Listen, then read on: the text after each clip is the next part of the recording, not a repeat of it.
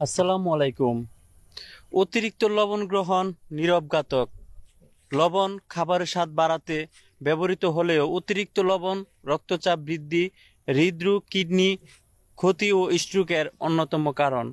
বিশ্ব স্বাস্থ্য সংস্থার মতে অনুযায়ী একজন প্রাপ্তবয়স্ক মানুষের প্রতিদিন 5 গ্রাম অর্থাৎ 1 চামচ লবণ গ্রহণই যথেষ্ট।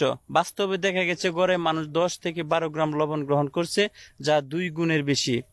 অতিরিক্ত লবণের ক্ষতিকর প্রভাব হচ্ছে হাই ব্লাড প্রেশার, উচ্চ রক্তচাপ, হার্ট ডিজিজ, হৃদরোগ, কিডনি ফেলার, কিডনি অকার্যকর, অস্টিওপোরোসিস, হাড় ক্ষয়, স্টোমাক ক্যান্সার, পেটের ক্যান্সার এগুলো হয়ে থাকে।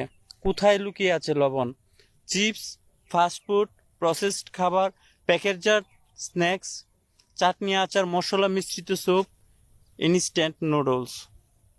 করণীয়গুলো হচ্ছে ঘরে রান্নার সময় লবণ কমানো, লেবু, ভিনেগার বা মশলা দিয়ে স্বাদ বাড়ানো, খাবারের প্যাকেটে সোডিয়াম পরিমাণ দেখে নেওয়া। তাই লবণ দিয়ে খাবার হয় মজাদার, তবু এর আছে ক্ষতিকারক দ্বার। চাপ বাড়ায় রক্তে, কিডনিতেও আঘাত, ধীরে ধীরে শরীর করে কেবল অকার্য। কমাও লবণ, বাঁচাও প্রাণ, স্বাস্থ্য রক্ষা হোক সকলের স্থান। ধন্যবাদ।